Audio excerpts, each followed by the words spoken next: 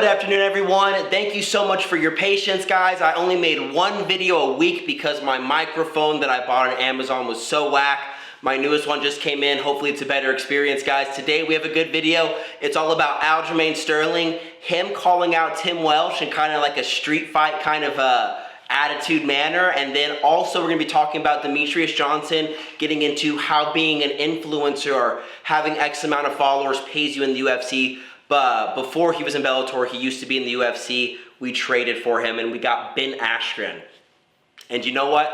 Yeah, I think Demetrius Johnson obviously is way better of a pedigree as an athlete. Also, he's more popular as an athlete than Ben Askren. But Ben Askren, if you didn't have him, you wouldn't have gotten the Jorge Masvidal, fastest knockout ever with that flying knee. And because of that, Jorge Masvidal became a UFC star, so I think it really was a good trade. So if anyone wants to argue with me on that, comment down below. Sorry guys, my glasses are a little bit broken. So with that getting said, how this video started is Tim Welch went ahead and tweeted some stuff. So the first one here was gonna be a long time ago, but I just wanted to pull it up, and then we're gonna talk about the most recent tweet. So he's like, Merab is boring AF, but definitely a problem, UFC 278. That was going to be August 20th, 2022. Tim Welch is Sean O'Malley's best friend, training coach, everything, right? They do everything together. Then, in May 8th, he said, I always say good things about Merab because I know how dangerous he is. I was asked in an interview, what are we gonna target? And his nose is one of the things. I don't mind a little dust up here and there, all is good fun. So he called out Merab's nose, saying, hey, if we're gonna fight, we're gonna have Sean O'Malley. He's a sniper, obviously he can do that. I'm gonna take these glasses off for the rest of this thing. Sean O'Malley's a sniper, so obviously he can pick wherever, his shots wherever he wants to. If it's gonna be the nose, he's gonna land on the nose. I thought it was a little bit funny, but here's what ALJAMAIN Sterling had to say in response to this little tweet.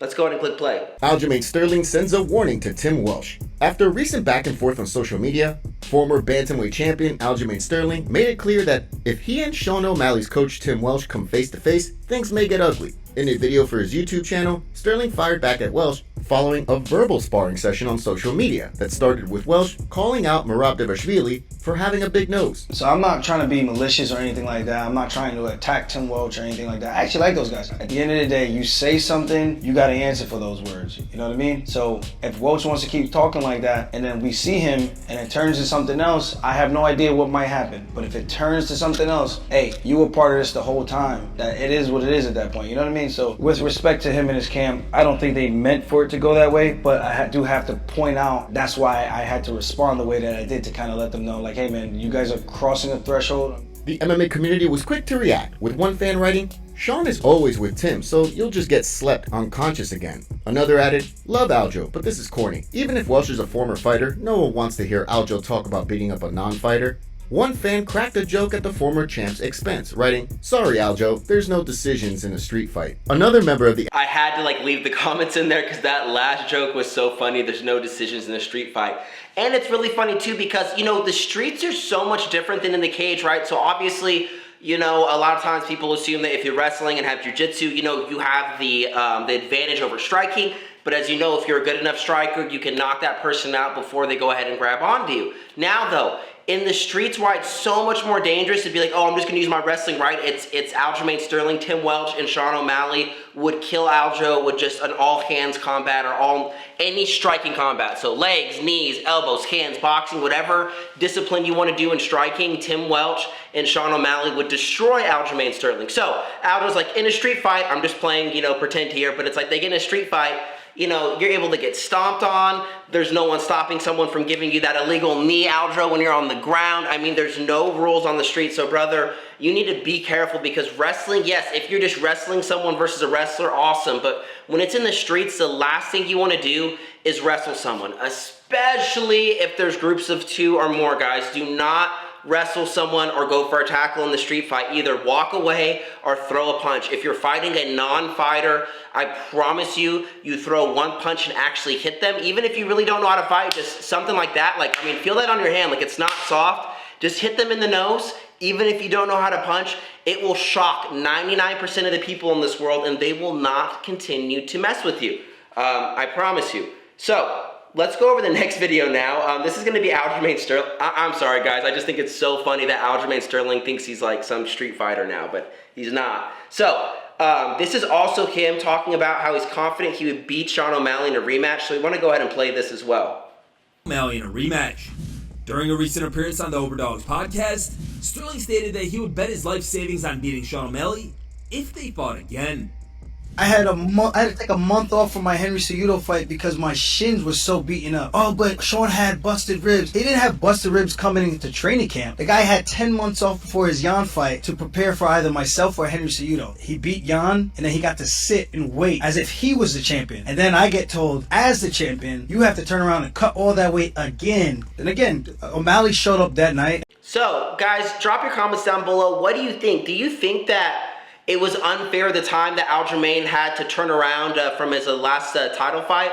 But he agreed to it. That's my opinion. Aljamain, you agreed to it. A lot of people do a quick turnaround time. I understand your shins hurt and stuff like that, but you're already a fight. Like, I don't know. Like, he had plenty of time to recover before his next fight. Yes, he also does have to cut a lot of weight in a crazy way, but the thing is Aljamain was a huge bantamweight. He should have been featherweight a long time ago. And I think that Sean O'Malley, if they were to fight again, you know, you get 30% better when you become champion. You always hear that. Sean O'Malley's a young guy, and I think his skill level is getting up and up and up.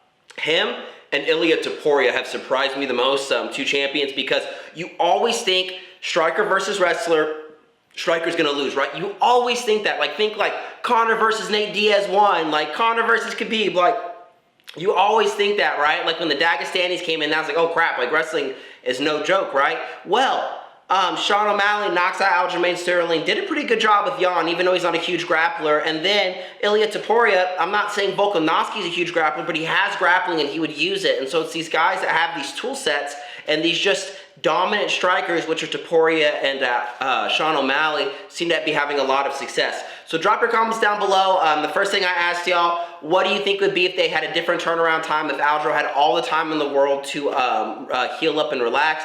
If they fought again, do you think Sean O'Malley has it figured out? Or do you think that Aljamain Sterling can come back victorious? My last question be, what's going on with Aljamain Sterling, guys? Like, he is just talking so... I used to really like the guy, but he's just been such a salty loser. He was kind of a salty winner when he first won the belt from that illegal knee from Peter Yan when he was floored, or had his hands on the floor. And, you know, what do you think about him trying to be the street fighter tough guy? Drop your comments down below. Let's get to the next video. We're going to go over Demetrius Johnson talking a little bit about his pay scale when he was in the UFC. Johnson delves into the details of how the UFC paid fighters for promoting upcoming fights. DJ continues to enlighten fans about the UFC's pay structure, which has been pretty eye-opening. In a recent YouTube video, Mighty Mouse revealed that UFC fighters earn incentives based on their Instagram traffic. According to DJ, fighters with the highest traffic would receive between $1,000 and $25K. When Twitter and Instagram and Facebook first came out, the UFC would, I talked about in one of my recent videos about UFC Fighter Summit. He would bring us there and say, you guys need to build your brand. It's free. It costs you nothing. The more people want to see you fight, the more money you're going to make, because you're going to make money in pay-per-view points, etc., etc. If you became a champion, you become a partner. I've done a video on that already. But the UFC was very good about doing that. And then, yes, they'll send you laptops, and then they will give you incentives. I think it was like quarterly incentives, like whoever had the most traffic in their thing would be like, first person will get $25,000, it'll go like $12,000, and then $5,000, and maybe, you know, $1,000. So they give us a lot of incentives to talk about the fights and boast it, and they kept on doing it for, I think it lasted for maybe a year or 2 years. Dude, DJ Johnson is so cool. I mean, Demetrius Johnson, he's so cool. He always has like a kind attitude, giving out free game. And you know what I do wish? He is the champion in the bantamweight. And you have this grappler, jiu-jitsu, obviously dominant guy versus Gior Nogi. And then you have Sean O'Malley, this absolute sniper. It'd be so cool for Bellator and UFC to come together and make a baby. It would be an amazing fight. Two champions, no belt on the line. Maybe they can make like a new belt, you know, like, I don't know, like UF Bellator or U Bellator, I don't know, something freaking cool, make their own belt, their own BMF belt. I would love to see those two guys fight. That's really cool. I'm talking about, guys, as you know, the It's changing now as the buying power or the people who are the most influenced for the UFC, which are going to be their customers, their trends on how they purchase money is differently, how they spend money is differently, right? So younger generations, like I know basically, the only guy my age, I'm 28 years old, that I know has been buying pay-per-views since the very beginning, but that's because, you know, I was a boxer. I still consider myself an amateur boxer, you know, and when the time is right, I do want to fight again later on this year. But, you know, for me, I always believe that I've been also a diehard UFC fan. I just believe you should pay for the pay-per-view. That's my opinion. But what I'm trying to say is all this generation that's coming up, that's the new generation, millennials, and whatever the one is before them, they're streaming it. They're streaming the fights. They're all on Instagram, Twitter, you know, Snapchat, eHarmony, you know, Christian Mingles, BlackPeopleMeet.com. They're all on these websites and they're streaming stuff. And so they're not really buying pay-per-views. So they have to change their pay scales. So now I'd imagine it's way more for big following. Think Sean O'Malley. He's a star, but he's not a pay-per-view star. So people aren't spending $99 to watch him. A lot of his fan base is a lot younger. I'm definitely one of his fan bases. I'm wearing one of his freaking hats right now. It just looks goofy on my head. But yeah, so right now is UFC. This is long ago when it first happened, but now the UFC is catching on. Their notice pay-per-views are going down. They are trying to pay more and more for people getting that following. Guys, if you are an amateur fighter, like whether boxing or MMA, dude, follow someone you really like on MMA and on boxing, those guys, and look at what they're posting and how they're posting it and try to mimic that. I would see so many guys in my boxing gym. One of these guys I tried helping out for free. I made him like a badass, you know, edit with my phone, but I had a gimbal, you know, and I brought a little ring light, did a really good job, and I'm like, oh man, we should use this really popular song. It's what's popping on the reels. It's what all the boxers are doing.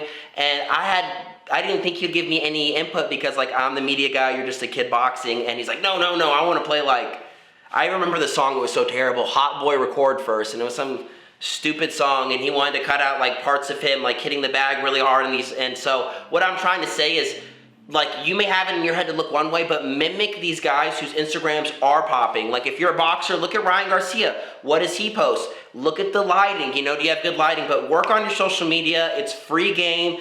Build up your profile so that way, you know, you can start making more money and afford to further your career, guys.